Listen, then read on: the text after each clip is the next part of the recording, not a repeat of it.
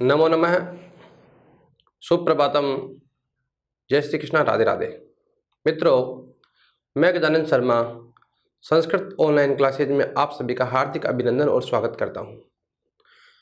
मित्रों, इससे पहले जो क्लास थी उस क्लास में हम लोगों ने जो चर्चा करी थी उस चर्चा की बात करें तो हम अनुवाद के कुछ सामान्य नियम पढ़ रहे थे और उन नियमों की बात करें तो उन नियमों में हमने पढ़ा कि जैसा कर्ता होता है कि हमारा जो किसी वाक्य के बनाने के लिए कर्ता और क्रिया बहुत महत्वपूर्ण है और जब तक कोई क्रिया नहीं होती तब तक वह वाक्य नहीं कहलाता है। और किसी भी वाक्य की बात करें तो वाक्य के निर्माण में संस्कृत भाषा के अनुवाद में जो वचन, जो पुरुष, जो विभक्ति कर्ता की होती है वही वचन, वही विभक्ति किसकी होती है, वही क्रिया की होती है।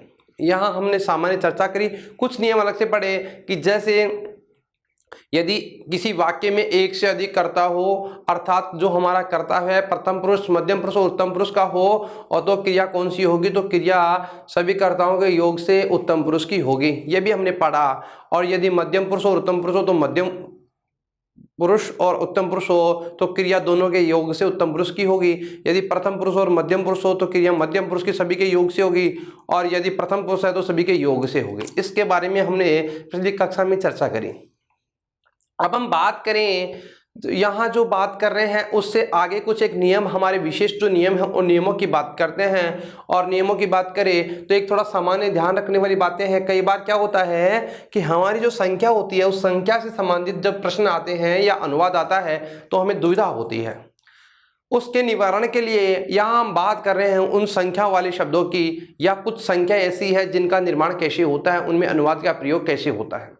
ध्यान देना, कई बार क्या होता है कि हम लोग थोड़ी संख्याओं के मामले में थोड़ा हमें दुविधा होती है, तो अब उनका निवारण की बात करें। ध्यान देना कि जो हमारा विशेष्य होता है, देखो ध्यान देना, एक तो होता है विशेष्य, एक होता है विशेषण। दो चीज होती है, विशेष्य और विशेषण में आपको पता है ही, संज्ञा व जो सर्वनाम की विशेषता बताते हैं उसे कहते हैं विशेषण, और जो विशेषण जिसकी विशेषता बताता है, विशेषण जिसकी विशेषता बताता है वह क्या कहलाता है, विशेष्य। यानी वाक्य में दो विशेष होता है। चलो इसी की बात करते हैं। जैसा विशेष्य होगा वैसा ही क्या होता है, विशेषण या सर्वनाम होता है। तो अगला जो हमारा नियम है उसकी बात करें, एक तो होता है विशेषण और एक क्या होता है भाई, विशेष्य। एक तो होता है विशेषण और एक होता है विशेष्य, ठीक है। जो वचन, क्या, जो वचन या विभक्ति, जो वचन विभक्ति, ठीक है। जो वचन एवं विभक्ति किसकी होती है, विशेष्य की होती है। वही वचन, वही क्या, वचन, और वही विभक्ति किसकी होगी, वही विभक्ति किसकी होगी, विशेषण की होगी। अब मैं यूं कहूं वचन या विभक्ति, इसके अलावा अगर लिंग की बात करें, यदि विभक्ति, वचन या लिंग जो भी हो, किसका, विशेष्य का।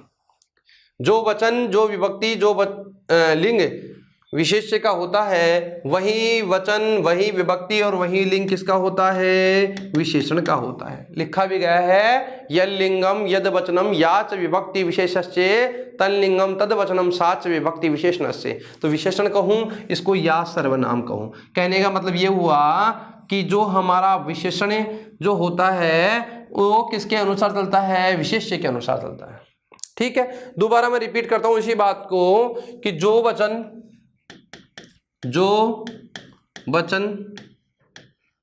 या विभक्ति या लिंग विशेष्य का होता है, किसका होता है भाई, विशेष्य का होता है, वही लिंग, वचन, विभक्ति, विशेषण या सर्वनाम का होगा। विशेषण हो, विशेषण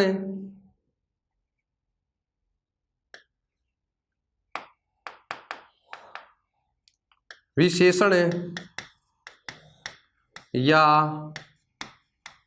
सर्वनाम का होगा, का होगा। ठीक है, जो वचन विभक्ति लिंग विशेष्य का होगा वही लिंग वचन विभक्ति किसका होगा? विशेषण का होगा या सर्वनाम का होगा।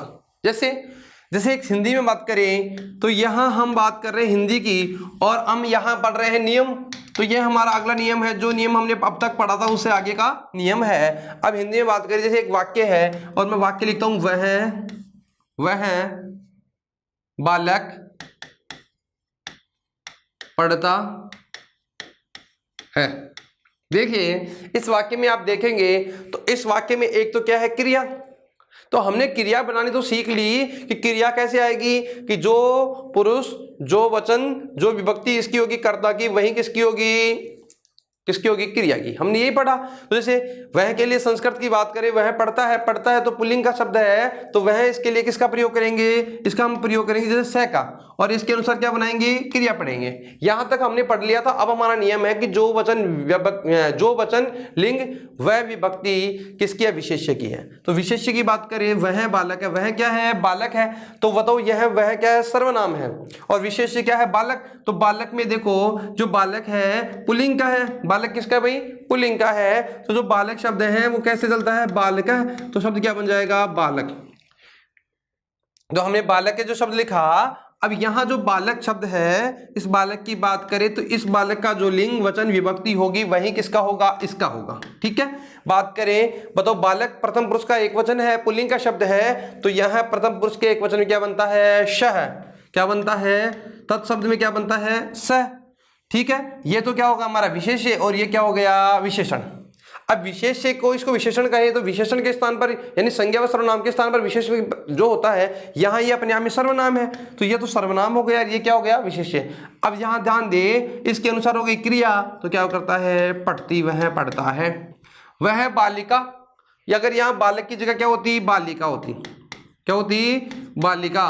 तो बताओ वह बालिका पढ़ती है, तो यहां शब्द क्या बनता? बालिका। संस्कृत में क्या बनता? बालिका। और इधर क्या बनता? सा बालिका। देखिए इसके अनुसार ये क्या बन रहा है? इसका निर्माण हो रहा है। यदि वाक्य में प्रयोग करेंगे तो सा बालिका पढ़ती। ठीक है, वह पुस्तक है, वह क्या है? पुस्तक है। बताओ यहां क्या है? पुस्तक। जो पुस्तक जो शब्द है, यह शब्द जो है, इसके अनुसार किसका निर्धारण होगा? इसका निर्धारण होगा। तो बताओ क्या वाक्य बनाएंगे? तत् पुस्तकम, वह पुस्तक सुंदर है। ठीक है, तो क्या वाक्य बनेगा? वाक्य की बात करिए, तत् पुस्तकम सुंदरम अस्ति, वह सुंदर पुस्तक है। पहले हमने कुछ बातें, पहले हमारी जो इससे पहले की क्लास थी उस कक्षा में हमने ये सब पढ़ लिया है। तो अब हम आगे जो बातें कर रहे हैं उन बातों को हमने कुछ आगे बढ़ाया है, और यहाँ हम बात कर रहे हैं विशेष्य, विशेषण या सर्वनाम की बातें कर रहे हैं कि विशेष्य जो होता है उसके अनुसार ही विशेषण व सर्वनाम प्रयुक्त होता है। ठीक है, जैसे बात करें अन्य कोई भी उदाहरणों, जैसे वे दोनों बालक हैं। वे दोनों क्या है? बालक है। वे दोनों क्या है? बालक है। तो मैं हिंदी में बात करूं, वे दोनों बालक है। तो बताइए वे दोनों क्या है? बालक। तो वे दोनों यहां बालकों की बात हो रही है, तो बालक कितने हैं? 2। बालक कितने हैं? 2। तो क्या बनेगा? बालकौ। क्या बनेगा? बालक है, बालकौ। अब बालको है उसके अनुसार इसका प्रयोग होगा, तो क्या रूप चलता है? स तौ ते। तो क्या बन जाएगा? तौ बालकौ स्तः, वे क्या है? बालक है। कि देखिए जो लिंग, जो वचन, जो विभक्ति किसकी हो रही है? विशेष्य की हो रही है। किसकी हो रही है? विशेष्य की। वही लिंग, वही वचन, वही किसकी होती है? तो विशेषण की या सर्वनाम की। तो वह किसकी हो रही है भैया? इसकी सर्वनाम की हो रही है। ठीक है मित्रों, थोड़ा ध्यान दीजिए, सामान्य बातें हैं। जैसे आप लोग देखेंगे कई बार द्वितीय विभक्ति का प्रयोग कर रहे हैं। ठीक है, जैसे वह बालक। ठीक है, वह बालक, तो यहां शब्द आ गया, जैसे मान लो यहां आ गया द्वितीय विभक्ति का एक वचन और बना दिया हमने बालकम।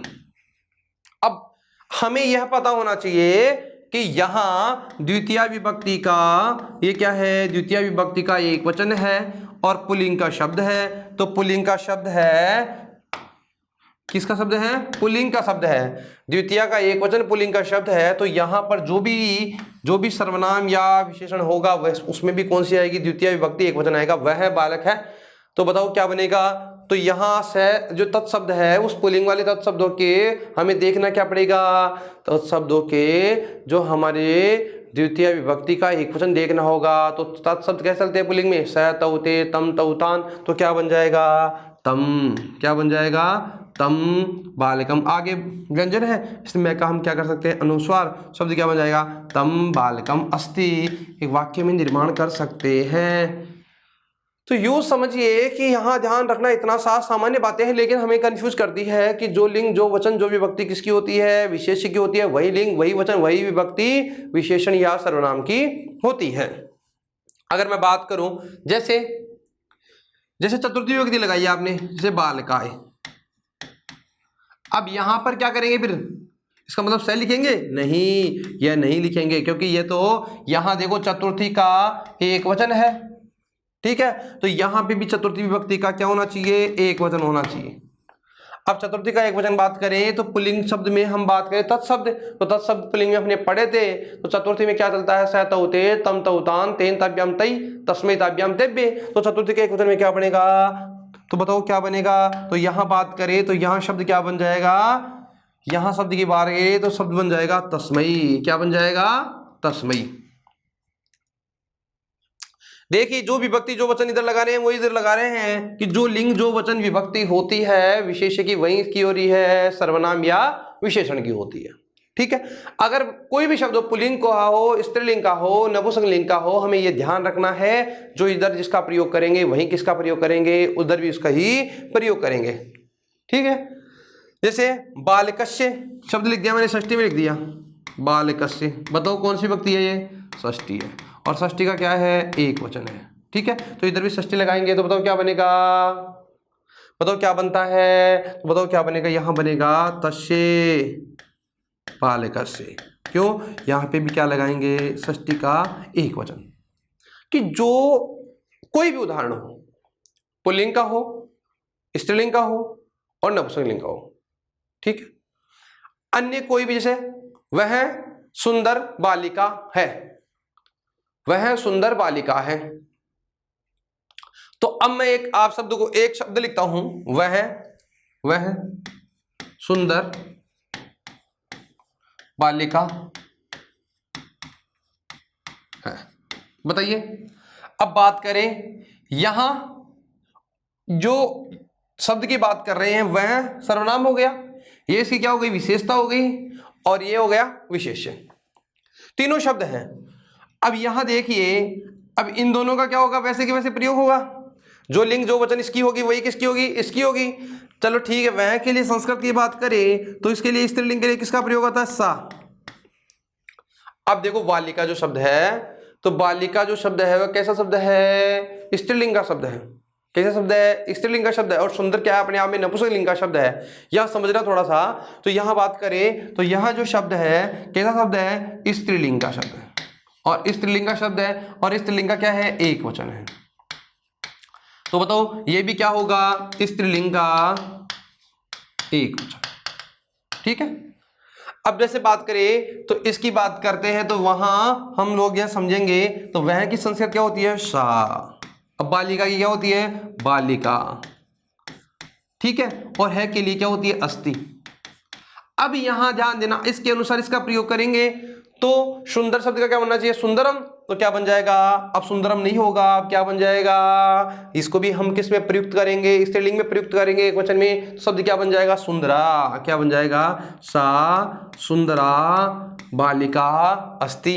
अगर इसी वाक्य को मैं दोबारा लिखता हूं, वह सुंदर बालक है, हिंदी अब समझना है, वह सुंदर बालक है, बताओ क्या बनेगा, बालक के लिए बालक है, क्या बन जाएगा, बालक है। अब पुल्लिंग में प्रयुक्त किया ना, तो इधर क्या प्रयुक्त होगा, ये भी इसमें ही प्रयुक्त होगा, क्या बन जाएगा, सुंदर है, क्या बन जाएगा सॉरी थोड़ा ध्यान दे, यहां क्या बन जाएगा, सुंदर है बालक है। तो इसके लिए संस्कृत की बात करें, वह के लिए पुल्लिंग के लिए स है, और है के लिए अस्ति, ठीक है। ये तो आप समझ ही गए होंगे। अब अन्य उदाहरण की ओर चलते हैं थोड़ा सा। जैसे एक वाक्य लिखता हूं, वह अब वह, ये सर्वनाम शब्द तो आप समझ गए। एक विशेषण और विशेष्य की बात करता हूं मैं, दो शब्दों की बात करता हूं, एक विशेष्य और एक विशेषण। काला सर्प, काला सर्प। अब वाक्य में आप लिख सकते हो वह काला सर्प है। वाक्य निर्माण तो आप कर लेंगे, लेकिन आपको जो समझने वाली बात है वो ध्यान देना। यहां देखना, पहले तो मुझे आप लोग ये बताइए कि इस वाक्य में काला सर्प जो वाक्य दिखाई दे रहा है, इस वाक्य की बात करें तो इस वाक्य में आपके सामने जो वाक्य है, इस वाक्य में ये बताइए कि विशेषण तो कौन है और विशेष्य कौन है। अब मैं बताऊं आप लोगों को, विशेष्य तो क्या होता है, संज्ञा व सर्वनाम की जो विशेषता बताता है वह तो कहलाता है विशेषण। तो संज्ञा या सर्वनाम कौन है, सर्प, और उसकी विशेषता क्या बता रहा है, वह कैसा है, काला। ये तो क्या हो गया, विशेषण। क्या हो गया, कई बार हमें यही पता नहीं रहता, सामान्य बातें हैं। ये तो क्या हो गया, विशेषण। ठीक है, विशेषण यानी विशेषण जिसकी विशेषता बताता है।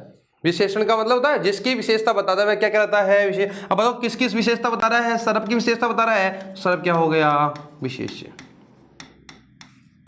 आप ध्यान दें, अब जो लिंग जो वचन विभक्ति किसकी लगाएंगे, इसकी होगी। वही किसकी होगी, इसकी। तो सर्प की लिंग की बात करें तो सर्प कैसा है, पुल्लिंग वाला शब्द है। सर्प कैसा शब्द है, पुल्लिंग वाला शब्द है। तो इसका मतलब काला भी कैसा हो जाएगा, काला भी हो जाएगा पुल्लिंग का।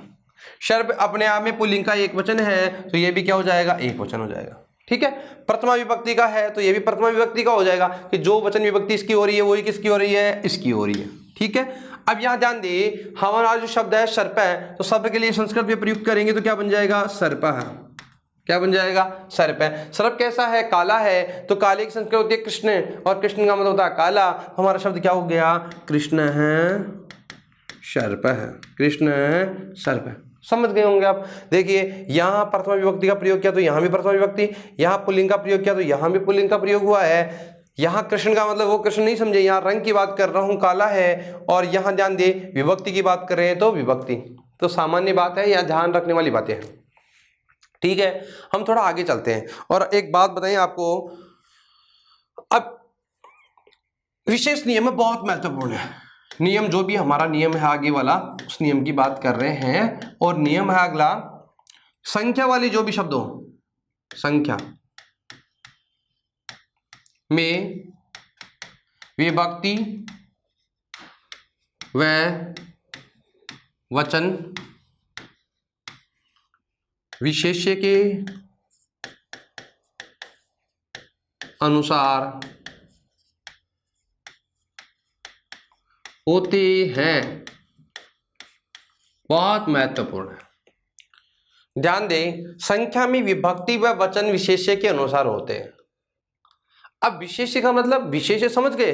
अगला नियम है हमारा कि जब अब ऐसा कोई विशेष्य जिसके आगे क्या लगा हो, कोई संख्या लगी हो, क्या लगी हो, संख्या का। और संख्या की जब बात होती हो तो उस संख्या की बात करें तो उस संख्या के साथ क्या होता है, जो हमारा विशेष्य होगा, क्या होगा, विशेष्य। उस विशेष्य के अनुसार ये भी संख्या भी बदल जाती है। ओ, इसका मतलब जब भी संख्या आएगी तो इसका मतलब संख्या भी बदलेगी, कि लिंग 3 है और तीनों लिंगों की बात करें तो तीनों लिंगों में इसका मतलब प्रत्येक संख्या बदलेगी नहीं, 1 से लेकर के 4 तक की जो संख्या है उन्हीं में बदलाव होगा, आगे बदलाव नहीं होगा। क्योंकि 1 से लेकर के 4 तक की जो संख्याएं हैं वही संख्याएं तीनों लिंगों में प्रयुक्त होती है। आगे की संख्याएं एक ही लिंग में चलती हैं। यदि पुल्लिंग में चलती है तो पुल्लिंग में ही चलेगी, स्त्रीलिंग में चलती है तो स्त्रीलिंग में चलेगी, नपुंसक लिंग में चलेगी तो नपुंसक लिंग में ही। केवल 1 से लेकर के 4 तक की जो भी हमारी संख्या है वह संख्याएं तीनों लिंगों में प्रयुक्त होती है। तो मैं यूं कहूं, संख्याओं में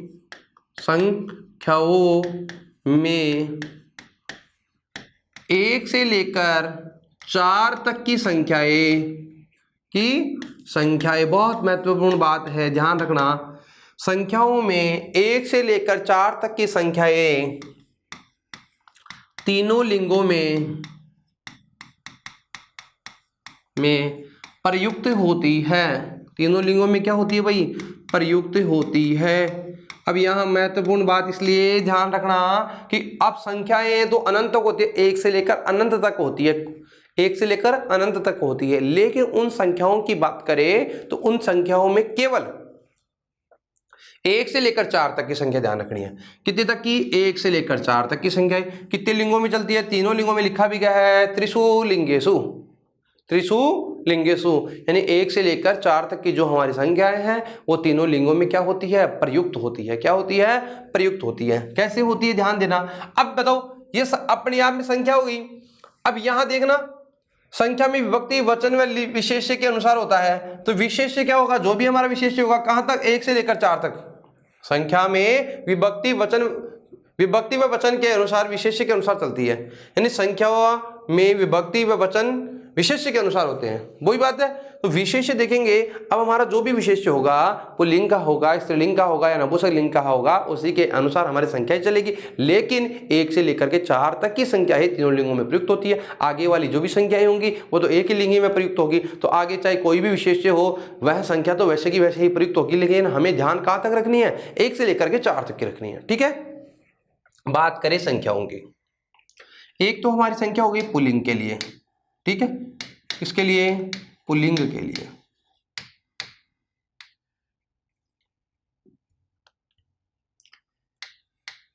एक होती है स्त्रीलिंग और एक होता है नपुंसकलिंग। लिंग कितने हो गए, 3।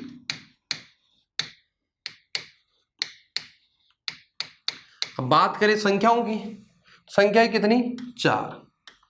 संख्या कितनी, 4। कौन कौन सी, 1, 2, 3 और 4। ये 3 मतलब 4 जो संख्याएं हैं, कितनी संख्याएं, 4 संख्या। 1 से 4 तक संख्या तीनों लिंगों में प्रयुक्त होती है। उसके बाद में मान लो 5, ठीक है, 5 यहां तक की संख्याएं केवल तीनों लिंगों में चलती है। आगे की जो भी संख्याएं हम पढ़ने वाले हैं या जो भी संख्याओं का बोध करेंगे, वे सभी संख्याएं हैं केवल एक ही लिंग में चलती है। ठीक है, बात करें पुल्लिंग के लिए, तो पुल्लिंग के शब्द एक के लिए जिसका हम प्रयोग करते हैं वह क्या होती है, एका। ठीक है, यदि बात करें 2 के लिए क्या होती है, द्वौ। क्या होती है भाई, द्वौ। 3 के लिए क्या होती है, त्रयः। और 4 के लिए क्या होती है, चत्वारः। क्या होती है, चत्वारः। और 5 के लिए पंच।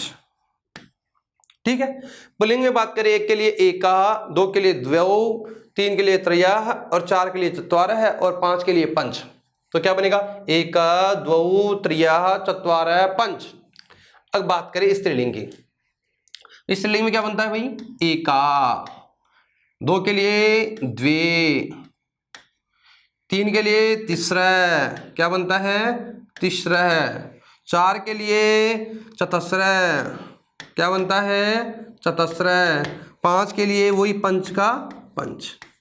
ठीक है, बात करें 1 के लिए एका है, 2 के लिए 1 के लिए एका, 2 के लिए द्वे, 3 के लिए तिसरः, 4 के लिए चतस्रः और 5 के लिए पंच। देखो इधर दोनों में कोई डिफरेंस है नहीं। आगे देखना, अब नपुंसकलिंग की बात करें। 1 के लिए नपुंसकलिंग में क्या चलेगा, एकम। ठीक है, द्वौ, द्वे, द्वे और इसमें भी यही चलेगा। और 3 के लिए त्रीणी, 4 के लिए चत्वारि और 5 के लिए पंच। 5 के आगे षट, सप्त, अष्ट, नव, 10 जो भी संख्याएं हो सभी में तीनों रूपों में समान चलने वाली है, इसलिए उनकी चर्चा नहीं करेंगे। हम केवल बात करेंगे केवल 4 की। यहां तक की हमें बात करनी है। कहां तक की बात करनी है, यहां तक की बात करनी है। ठीक है, बताओ पुल्लिंग के लिए किसका प्रयोग होगा, एका। स्त्रीलिंग के लिए एका और नपुंसकलिंग के लिए एकम। पुल्लिंग में क्या बनेगा, एका है, स्त्रीलिंग में एका और नपुंसकलिंग में एकम। पुल्लिंग 2 के लिए द्वौ, स्त्रीलिंग में द्वे और नपुंसकलिंग में द्वे। 3 के लिए त्रयः, तिसरः, त्रीणी और 4 के लिए पुल्लिंग में चत्वारः, स्त्रीलिंग में चतस्रः और इसमें चत्वारि। आगे की जो भी संख्या है एक ही लिंग में प्रयुक्त होगी। समझ गए। तो मैं यूं कहूं, जो हमारा विशेष्य होगा विशेष्य के अनुसार ही क्या होगी, विभक्ति का हम जो विशेष्य की विभक्ति या वचन होगा, जो लिंग होगा उसके अनुसार ही हमारी जो संख्या है उसका प्रयोग होगा। लेकिन उन संख्याओं में बात करें तो 4 तक की संख्या है तीनों लिंगों में चलती है। आगे की जो भी संख्याएं हैं वो एक ही लिंग में प्रयुक्त होती है। ठीक है, फिर से ध्यान देना। पुल्लिंग के लिए क्या बनेगी, एका, स्त्रीलिंग के लिए एका और नपुंसक लिंग के लिए एकम। 2 के लिए पुल्लिंग में द्वौ, स्त्रीलिंग में द्वे और नपुंसकलिंग में द्वे। 3 के लिए त्रयः, पुल्लिंग में, स्त्रीलिंग में तिसरः और नपुंसकलिंग में त्रीणी। अच्छा, 4 के लिए बात करें तो पुल्लिंग में चत्वारः है, स्त्रीलिंग में चतस्रः है और नपुंसकलिंग में चत्वारि। ठीक है, अब आप लोग इसको समझ नहीं रहे।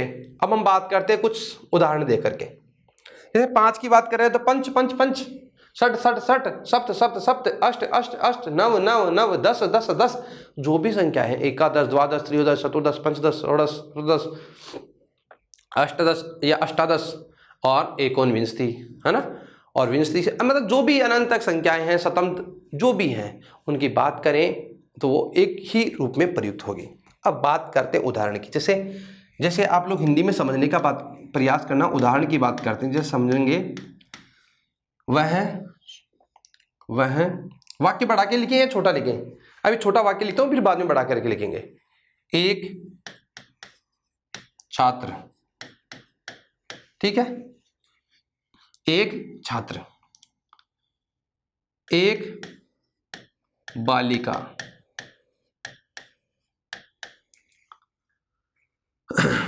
एक फल। एक छात्र है, एक बालिका है, एक फल है। दो दो दो दो पुस्तकें हैं, ठीक है, दो दो पुस्तकें हैं, दो शिक्षक हैं, ठीक है, दो दो दो रमा हैं, ठीक है। जैसे तीन तीन तीन तीन जो भी हो, तीन तीन राम हैं, तीन तीन सीता हैं, तीन तीन कलम हैं। अब तीन क्या, चाहे 4 हो, 5 हो, 6 हो, जो भी है, हम बात करते हैं एक से। जैसे अब बताओ विशेष्य क्या है? छात्र। तो विशेष्य के अनुसार अब देखना, यहाँ जो हमारी संख्या है वो बदलेगी। तो बताओ यह इसके अनुसार चलेगी ना। तो बताओ यहाँ बात करें इसकी, तो बताओ छात्र के लिए संस्कृत क्या होगी? पुल्लिंग का शब्द है, शब्द कैसे चलता है? राम की तरह चलेगा, अकारांत है, तो छात्र है, छात्रो, छात्रा। तो शब्द क्या लिखेंगे हम लोग? इसकी संस्कृत की बात करें तो क्या बन जाएगा? छात्र है। क्या बनेगा? छात्र है। एक छात्र। अब देखो छात्र जो शब्द पुल्लिंग में है, तो बताओ एक के लिए हमने क्या पढ़ा था अभी? अब एक के लिए जो पढ़ा था उसकी बात करें तो रिपीट करते हैं। एक में जो हम पढ़ा था पुल्लिंग वाले शब्द के लिए तो क्या पढ़ा था? एका। स्त्रीलिंग के लिए एका और नपुंसकलिंग के लिए एकम। तो जहां ध्यान दे, अब हम बात करें छात्र की, तो छात्र जो शब्द है हमारा एक का है, एक छात्र है, तो एक के लिए हम छात्र के इस देखो विशेष्य के अनुसार किसका प्रयोग करेंगे? संख्या का करेंगे। तो क्या बन जाएगा? एक छात्र है। अगर हम है इसके लिए प्रयोग करेंगे तो वाक्य में निर्माण कर सकते हैं। क्या बन जाएगा? अस्ति। एक है, छात्र है, अस्ति। अगर छात्रा है या बालिका है, क्या है? बालिका। तो यहां देखना बालिका, देखिए भाई बालिका जो शब्द है और एक है तो अस्ति का हम प्रयोग कर सकते हैं, लेकिन यहां थोड़ा समझना। अब मैं लिख दूं एक है, ये होगा? नहीं, क्योंकि जो बालिका शब्द है उस बालिका शब्द की बात करें तो बालिका अपने आप में एक विशेष्य है, और यह ऐसा विशेष्य है जो स्त्रीलिंग का शब्द है। कैसा शब्द है? स्त्रीलिंग। और इस स्त्रीलिंग के शब्द में जो एक शब्द है उसके लिए एका, जो एका है वह प्रयुक्त नहीं होकर क्या होता है? एका प्रयुक्त होता है। क्या होता है? एका। इसलिए अब यहां बात करें तो हम क्या लिखेंगे? एका बालिका। क्या प्रयोग होगा? एका बालिका। ठीक है। अब हम बात करें एक फल है, एक बालिका है, तो क्या बन जाएगा? एका बालिका। अगर वाक्य में बढ़ाना है तो क्या बन जाएगा? वह एक छात्र है, वह एक बालिका है, तो यहां क्या बनेगा? सह एका छात्र अस्ति, सा एका बालिका अस्ति। वह एक फल है, एक फल है, वही है, तो जो भी फल है बताओ फल। और फल शब्द की बात करें तो हमारा जो फल शब्द है अकारांत है और नपुंसक लिंग का शब्द है। रूप कैसे चलता है? फलम फले फलानी। तो शब्द क्या बन जाएगा? एकम फलम अस्ति। क्यों? क्योंकि यहां देखिए, यहां जो शब्द है नपुंसक लिंग का शब्द है और नपुंसक लिंग का एक वचन है, इसलिए यहां भी क्या होगा, नपुंसकलिंग का एक वचन, और नपुंसकलिंग के एक वचन में क्या बनता है, एकम। और यदि आगे आगे क्या हो, व्यंजन होता है तो मैं का हम क्या कर देते हैं, अनुस्वार कर देते हैं ना, इसलिए यहां क्या बन जाएगा, एकम फलम अस्ति। देखिए अब तीनों शब्दों में आपने देखा होगा, यहां एक छात्र है, एक बालिका है, एक फल है, तीनों में एक लिखा हुआ है, लेकिन तीनों में आपने देखा है जो संख्या है वह अलग अलग प्रयुक्त हो रही है। क्यों? क्योंकि जो संख्याओं का प्रयोग अलग अलग ही होता है। क्यों? जहां जैसा लिंग होगा, जैसे पुल्लिंग का शब्द तो एका है, स्त्रीलिंग का शब्द तो एका, और नपुंसकलिंग का शब्द तो एकम। ठीक है, आगे चलते हैं मित्रों, थोड़ा ध्यान दे, समझने का प्रयास करेंगे तो बहुत सरल होती जाएगी संस्कृत आप लोगों के लिए। आप लोग थोड़ा ऐसा सोचते रहेंगे नहीं बहुत कठिन है, तो आपके मन में कठिन रहेगी। क्यों? क्योंकि भावनाएं जैसी हमारी होती है वैसा ही हमारा कार्य होता है, इसलिए हमेशा पॉजिटिव थिंक के साथ क्लास में बैठना चाहिए और समझना चाहिए। बात देखिए, इधर पुस्तकें हैं, दो पुस्तकें हैं, वाक्य देखना, मैं लिख देता हूं पुस्तक, और पुस्तक कितनी है, दो। अकारांत शब्द है पुस्तक। अब पुस्तक जो शब्द है नपुंसकलिंग का शब्द है, और नपुंसकलिंग का शब्द है पुस्तक, इसलिए क्या बन जाएगा, पुस्तकम, पुस्तके, पुस्तकानि। दो है या एक है, दो है, तो शब्द क्या बनेगा, पुस्तके। क्या बनेगा, पुस्तके। ठीक है, अब देखिए कितनी पुस्तकें हैं, दो पुस्तकें हैं। यह शब्द किसका है, नपुंसकलिंग का है, तो यहां पर भी कौन सा शब्द लाएंगे, नपुंसकलिंग का। और मैं रिपीट कर देता हूं, आप लोग देख लेना एक बार, क्योंकि यहां देखो हमने जो पढ़ा था उसमें पुल्लिंग के लिए क्या पढ़ा था, द्वौ, स्त्रीलिंग के लिए द्वे, और नपुंसकलिंग के लिए भी द्वे पढ़ा था। तो इसका मतलब दो के लिए क्या आएगा, द्वे, तो हमने इसका प्रयोग कर दिया पुस्तके, तो क्या बन जाएगा, क्या बनेगा भाई, यहां शब्द का प्रयोग होगा द्वे। क्या बनेगा, द्वे पुस्तके। अब बताओ पुस्तकें क्यों, क्योंकि यहां जो शब्द है पुस्तक प्रथम पुरुष का द्विवचन है, तो यहां पर भी हम लोग दो के लिए प्रयोग करेंगे। तो दो में किसके लिए प्रयोग, दो में जो संख्या होती है द्वे, और यदि यहां दो पुस्तकें हैं तो अस धातु की बात करें तो एक के लिए अस्ति, दो के लिए क्या पढ़ा था हमने पिछली कक्षा में, पढ़ा था कि स्तः, अस्ति, स्तः, सन्ति। दो के लिए क्या करेंगे, स्तः। ठीक है, बात करें इसकी शिक्षक की, आगे वाला शब्द है शिक्षक, दो शिक्षक हैं, दो क्या हैं, शिक्षक हैं। तो दो शिक्षकों की बात करें तो यहां ध्यान दे, जो शब्द है पुल्लिंग का है, स्त्रीलिंग का है, नपुंसकलिंग का है। शिक्षक शब्द पुल्लिंग का है तो शब्द क्या बनेगा, शिक्षक है, राम है, रामौ, रामः, तो क्या बनेगा, शिक्षक है, शिक्षकौ, शिक्षकः, तो यहां शब्द क्या बन जाएगा, शिक्षकौ।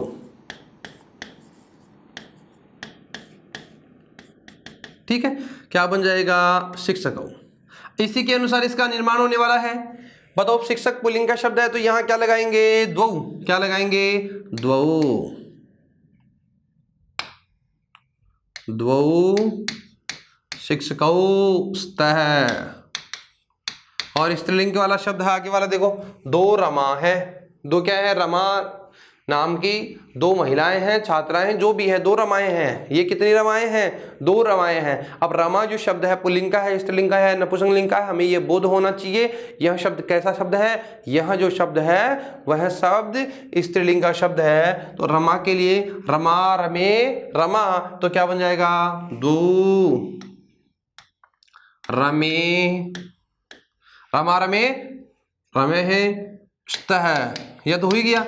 अब यहां देखो स्त्रीलिंग का है, इसलिए यहां पर भी स्त्रीलिंग का प्रयोग करेंगे। शब्द क्या बन जाएगा, यहां शब्द देखना क्या बन जाएगा, द्वे रमे स्तः। ठीक है, थोड़ा आगे चलते हैं, बात करें यहां देखिए शब्द क्या है, तीन राम है। राम कितने हैं, तीन है, तीन राम खड़े हैं और तीन ये सीता खड़ी है। जहां कण में राम है ना, तो जहां जिधर भी देखते हैं उधर ही राम दिखाई देते हैं। क्योंकि जिनकी जैसी भावनाएं होती हैं उनको वैसा ही दिखाई देता है, वैसा ही महसूस होता है। जैसे भगवान श्री मीरा जो थी, उनको भगवान श्री कृष्ण जी प्रत्येक हर क्षण में दिखाई दे देते हैं। वो तो कहती थी कि मेरा तो गिरधर गोपाल, मेरो तो गिरधर गोपाल दूसरो ना कोई, जाके सिर पे मोर मुकुट मेरो पति सोई। तो यानी जिनकी जैसी भावनाएं होती है उनको वैसा ही दिखाई देता है। तो मैं ये कहूं कि प्रत्येक कण में राम दिखाई देता है, तो यहां समझे जैसे तीन राम है। राम कितने हैं, तीन, राम तीन है। तो बात करें राम तो राम शब्द की बात करें तो राम कितने हो गए? 3, बहुवचन में हो गए ना राम। तो आप मुझे ये बताइए कि राम 3 है तो राम पुल्लिंग का है, स्त्रीलिंग का है, नपुंसकलिंग का है? पुल्लिंग का शब्द है तो पुल्लिंग में क्या बनता है? राम। बहुवचन में राम है, रामौ, रामः, तो शब्द क्या बन जाएगा? रामः। क्या बन गया? रामा। ठीक है, राम कितने हैं? 3 है। राम कितने हैं? 3। अब बताओ, एक के लिए हमने पढ़ा था एक, 2 के लिए 2 और 3 के लिए क्या पढ़ा था? 3। राम कितने हो गए? 3 पुल्लिंग में, स्त्रीलिंग में तीसरा है और नपुंसकलिंग में त्रीणी। ठीक है, हम वापस चलते हैं उस पेज पे और यहाँ देखिए तो बताओ, पुल्लिंग में राम है तो यहाँ क्या बन जाएगा? त्रयः रामः। अब देखो अस धातु, अभी भी हमने चर्चा करी थी, पहले क्लास में भी हमने चर्चा करी थी। एक के लिए क्या होता है? स्ति, 2 के लिए स्तः और बहुवचन के लिए सन्ति। तो यहाँ शब्द क्या बन जाएगा? त्रये रामाः सन्ति, त्रयः रामा सन्ति। ठीक है, इसकी बात करें तो यहाँ देखो सीता है, और सीता शब्द कैसा है? नपुंसकलिंग का है या स्त्रीलिंग का है या पुल्लिंग का है? यह शब्द स्त्रीलिंग का है, तो सीता जो शब्द है आकारांत स्त्रीलिंग का शब्द है, तो क्या चलेगा? सीता, सीते, सीता। क्या बनता है? रमा, रमे, रमः, तो क्या बन जाएगा? सीता। अब 3 सीताएं हैं तो यहाँ त्रय होता है, स्त्रीलिंग में क्या बनेगा? अब त्रय थोड़ी आएगा, नहीं, यह नपुंसकलिंग का भी आएगा क्या? त्रीणी नहीं, तो कौन सा आएगा? स्त्रीलिंग का आएगा। और स्त्रीलिंग में क्या लिखते हैं भाई? तीसरा है। क्या बनेगा? तीसरा है सीता। अब देखो संति। बात करें आगे वाला शब्द, 3 कलम है, तो देखो कलम जो शब्द है नपुंसकलिंग का शब्द है, कलमम, कलमे, कलमानी, फलम, फले, फलानी, पुस्तकम, पुस्तके, पुस्तकानी, तो क्या बन जाएगा? कलमानी। अब यहां संति लगा दे, बहुवचन के लिए लगा सकते हैं। अब देखिए वाक्य में यहां तो बताओ, त्रय लिख दूं? नहीं। तीसरे लिख दूं? नहीं। क्यों? ये पुल्लिंग का है, ये स्त्रीलिंग का है, तो नपुंसकलिंग के लिए किसका प्रयोग होता है? त्रीणी। किसका प्रयोग होता है? त्रीणी। और क्या बन जाएगा? त्रीणी कलमानी संति। 3 क्या है? कलम है। क्या है? 3 कलम है। ठीक है, अब हम थोड़ा आगे चलते हैं, अब हम थोड़ा आगे उदाहरण पढ़ते हैं। 4, 4, 4। ठीक है, अब 4 कोई भी है। अब यहां देखना 3 के बाद में 4 की बात करें तो 3 के बाद में बहुवचन का प्रयोग हो गया, और बहुवचन का प्रयोग करेंगे धातु तो अस धातु में तो संति लगेगा। अब जैसा वाक्य होगा हमारा, जैसा ही हमारा इनका प्रयोग होता जाएगा।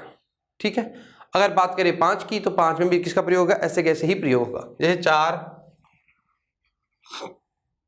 4।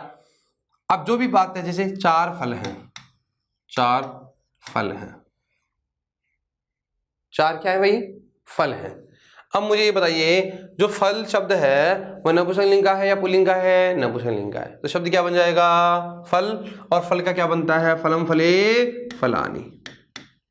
और फलानी की तरह क्या बन जाएगा? संति। लेकिन यहाँ 4 शब्द जो हैं फल, फल नपुंसकलिंग का है, इसलिए इसका भी प्रयोग किस में करेंगे? नपुंसकलिंग में। तो क्या बन जाएगा? चत्वारि, चत्वारि फलानी। क्या बनेगा भाई? चत्वारि फलानी। क्यों? क्योंकि यहां जैसा शब्द दिखाई देगा वहां जो ही वही संख्या प्रयुक्त होगी। ठीक है, थोड़ा आगे चलते हैं। अब जैसे बात करें 4 ग्रंथ हैं। ठीक है, 4, 4, जैसे 4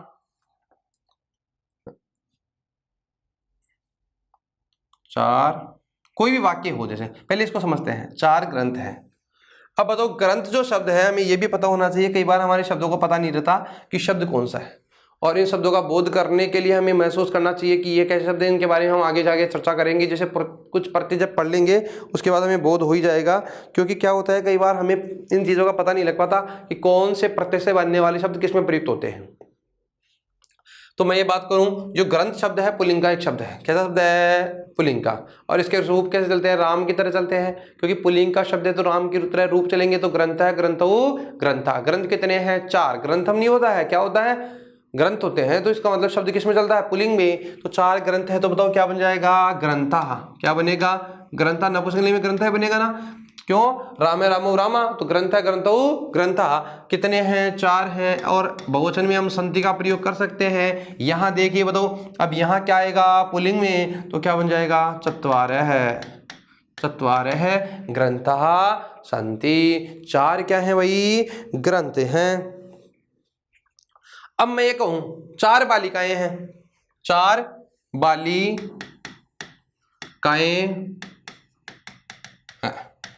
देखिए बालिका, और बालिका शब्द कैसा है? स्त्रीलिंग का है, तो बताओ क्या बनेगा? वही रमा की तरह, तो बालिका, बालिके, बालिका। तो बालिकाएं कितनी हैं? 4। शब्द क्या बन जाएगा? बालिका। क्या बन जाएगा? संति। अब बताओ मैं लिख दूं क्या यही चत्वारी चत्वारः? नहीं, क्यों? यह स्त्रीलिंग का शब्द है, तो क्या बन जाएगा? चतस्रः। स और रे, तो क्या बन जाएगा? चतस्रः बालिका संति। इसके अलावा अब हम बात करें पंच और 5 अगर संख्या हो, या 6 हो, या 7 हो, जो भी संख्याएं हो, वो सभी संख्याएं एक ही लिंग में चलेगी। जैसे पंच पुस्तकम, पंच कलमम, पंच। अब जो भी वाक्य हो, जैसे पंच अध्यापकः, पंच शिक्षकः, पंच आचार्यः, है ना, पंच शिक्षिकाः, पंच बालिका, जो भी हैं उन शब्दों की बात करें तो इन शब्दों में जो पंच का प्रयोग होगा, जैसे पंच 5 अध्यापक है, तो क्या बन जाएगा? पंच अध्यापकाः, अध्यापकाः। क्या बन जाएगा भाई? पंच अध्यापकाः सन्ति। ध्यान रखना पंच जो शब्द है, अगर स्त्रीलिंग शब्द हो अध्यापिका, तो पंच अध्यापिका, और पंच फलम। यहाँ 1 से, अब आपको इतना ध्यान रखना है, 1 से लेकर के जो हमने 4 तक की संख्याएं पढ़ी है, वो सभी संख्याएं तीनों लिंगों में प्रयुक्त होती है। अब आगे जान दे थोड़ा सा। अब हम बात कर रहे थे 5, थोड़ा विशेष बातें हैं। अब देखना 5 से लेकर 19 तक की संख्याएं, 5 से लेकर 19 तक की संख्याएं, तीनों लिंग रूप, जो हमने तीनों लिंग पढ़ रहे थे, हम चर्चा कर रहे थे पुल्लिंग, स्त्रीलिंग और नपुंसकलिंग की। तो 5 से लेकर 19 तक की संख्याएं, ठीक है। तीनों लिंगों में, तीनों लिंगों में समान रूप से प्रयुक्त होती है, समान प्रयुक्त होती है, ठीक है। 5 से लेकर की 19 तक की संख्याएं तीनों लिंगों में समान प्रयुक्त होती है, यानी एक जैसी होती है, और हमेशा नित्य बहुवचन में प्रयुक्त होगी। और कैसे प्रयुक्त होगी? नित्य बहुवचन में प्रयुक्त होती है, प्रयुक्त होती है। फिर से रिपीट करता हूं, 5 से लेकर 19 तक की जो भी हमारी संख्याएं हैं, वो सभी संख्याएं कैसे चलती है? वो सभी संख्याएं तीनों लिंगों में समान रूप से चलती है, नित्य बहुवचन में चलती है, ठीक है। किस में चलती है? हमेशा ध्यान रखना कि वो जो संख्याएं हैं हमारी, वो हमेशा बहुवचन में चलेगी, और तीनों लिंगों में कैसे चलेगी? समान चलेगी। कहां से कहां तक? 5 से लेकर के 19 तक की संख्या है। उसके आगे चले, थोड़ा सा उसके आगे चलते हैं। जैसे पंच बालका, पंच बालिका, पंच फलम। जैसे हम बात करें 20 से लेकर 99 तक की संख्याएं, तक 20 से लेकर 99 तक की संख्याएं, ठीक है। संख्याएं स्त्रीलिंग में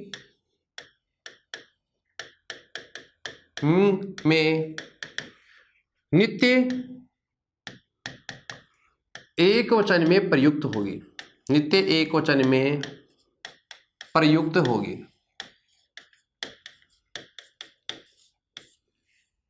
ध्यान दे, देखो 1 से 4 तक कितने लिंगों में चलती है?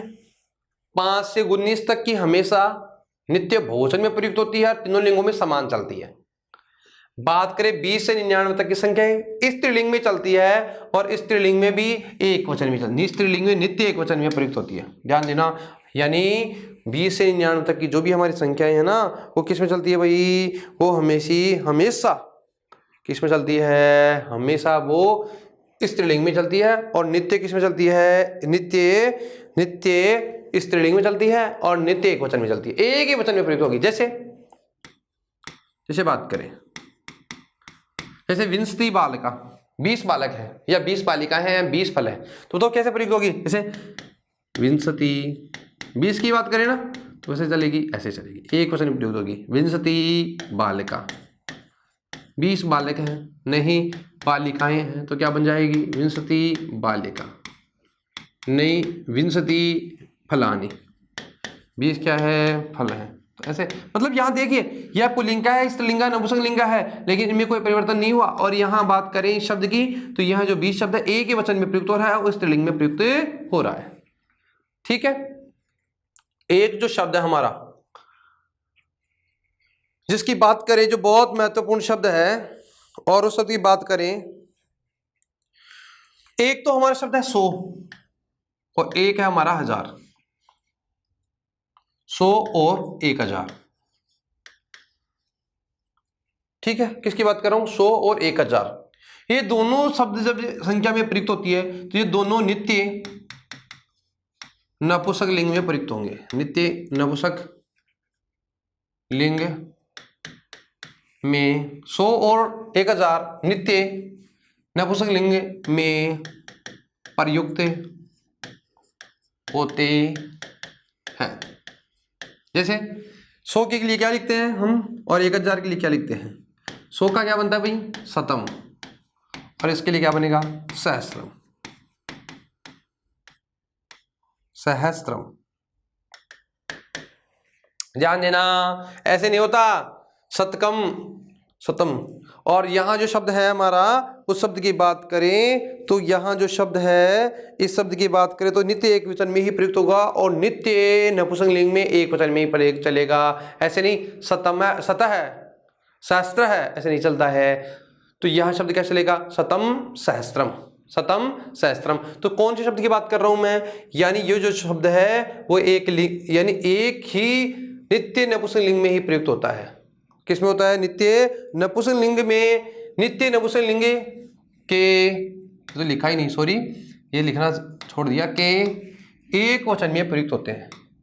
के एक वचन, देखो भाई रिपीट करता हूं, 100 और 1000 नित्य नपुंसक लिंग में और एक वचन में प्रयुक्त होगा। किस किस में? केवल एक नपुंसक लिंग का एक वचन ही, ऐसा नहीं नपुंसक लिंग का द्विवचन और बहुवचन नहीं, नित्य हमेशा ध्यान रखना।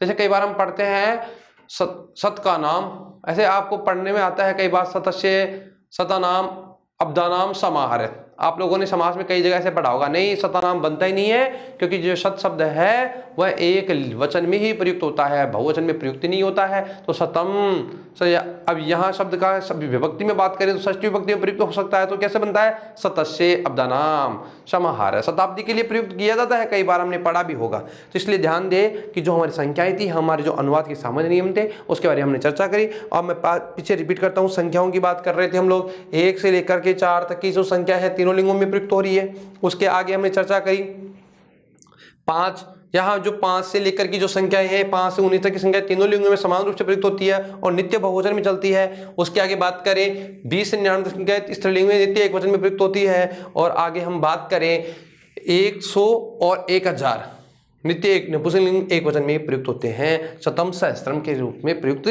होती हैं। जैसे शतम बालका, शतम। अब यहाँ ध्यान देना, ऐसे नहीं होगा जैसे उदाहरण की बात कर लें अभी, फिर आप लोग कंफ्यूज होंगे। जैसे उदाहरण की बात करें, जैसे शतम बालका, शतम बालिका या बालिका या फलानी। जैसे शतम की जगह क्या हो? सहस्त्रम, तो यहां क्या बनेगा? सहस्त्रम। क्या बन जाएगा? सहस्त्रम। तो सहस्त्र का मतलब 1000, वही ऐसे बालका बालिका फलानी, क्यों? क्योंकि इनका प्रयोग हमने जो किया है उनमें कोई बदलाव ही नहीं होता, क्योंकि हमेशा ये पुल्लिंग, स्त्रीलिंग, नपुंसकलिंग में नित्य, नपुंसकलिंग और एकवचन में प्रयुक्त होते हैं। मित्रों, इसी के साथ हमारी जो अनुवाद से संबंधित बातें थी और अशुद्धियां जो संशोधन, अब इन अशुद्धियों को संशोधन कैसे होगा?